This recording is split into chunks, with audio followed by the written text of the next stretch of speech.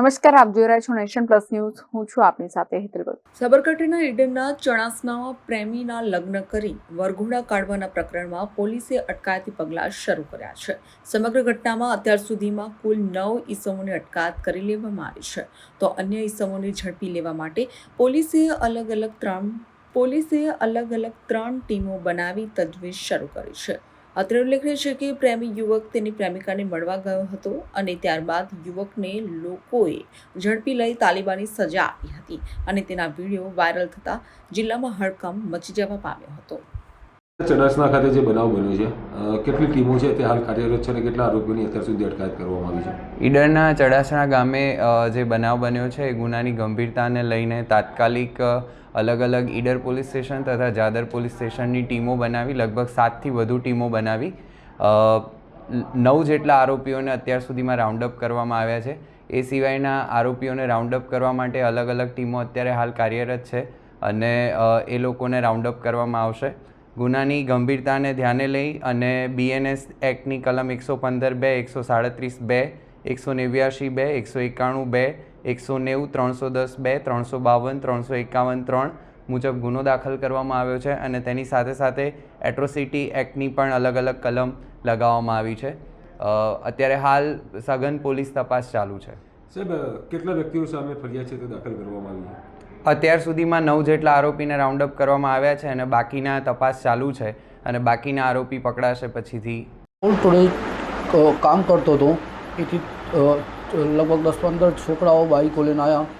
એથી મને ઉપાડી ઈકરને મારે પહેલાં કોલ્ડ સ્ટોરેજમાં હાઈવે પર મારે, પછી ઉપાડી ખેતરોમાં થઈને ગાડી પર બેસાડી વાડોલ ગામમાં લઈ ગયા.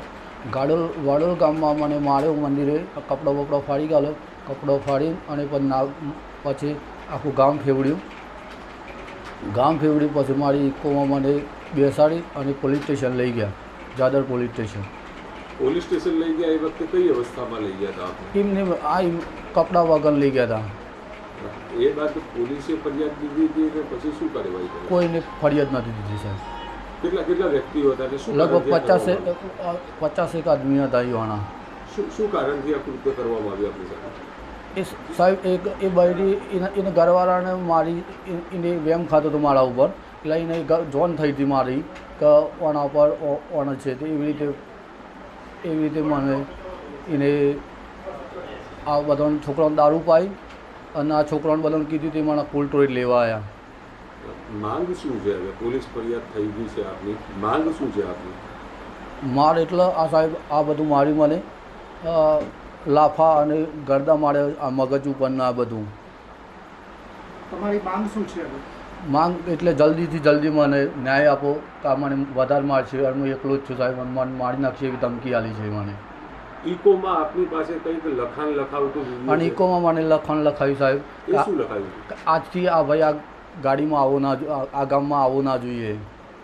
એ બાબતે શું લખીને શું આપ્યું?